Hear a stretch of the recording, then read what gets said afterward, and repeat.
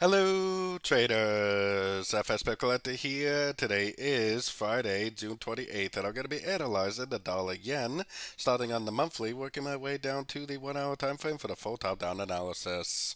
So the dollar yen appears to be not respecting the 78%, which means that the 100% is probably pretty likely someplace around the 164, 165. I still think this is a wave 5, but I definitely don't see any reason yet to think these yen currency pairs are finished with their uptrend.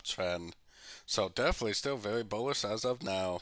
Going down to the weekly time frame, definitely did not respect the fib level. It did respect the fib level over here, but all that was a correction to the uptrend.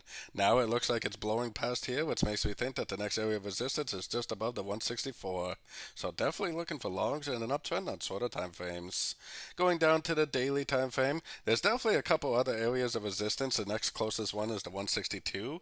Maybe that will be an area of resistance. The 105 area is also a possible area of resistance for a possible regular flat wave B, but as of right now, at least until we get a break of structure to the downside, which we definitely do not have, I personally would be looking at every move to the downside on shorter time frames as nothing more than an opportunity to go long again for the continuation of the uptrend.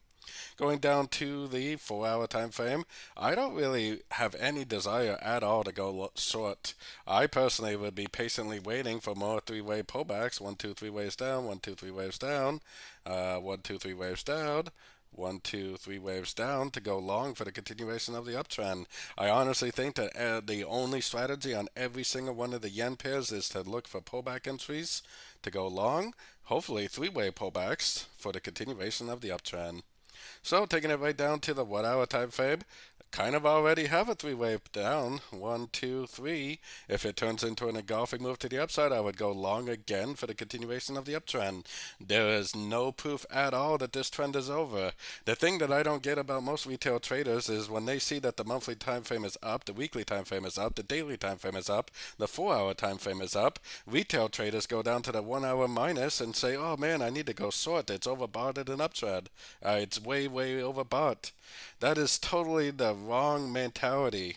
The right mentality is that you need to continue to look for long entries. The trend is your friend. Look for three-way pullbacks. Look for ABC corrections to go long for the continuation of the uptrend. There is no proof that the trend is over. Every single higher time frame is telling you to look for longs in an uptrend. So don't go down to these shorter time frames and think that you need to go short for the continuation of any pattern to the downside, because the big money is definitely to be made going long at the end of every pullback you see. So don't forget to join my free Discord channel, which is linked down here in the corner, and don't forget to check out my website if you'd like to get access to my swing trade setups and my daily live Zoom meetings. As always, thank you and happy trading.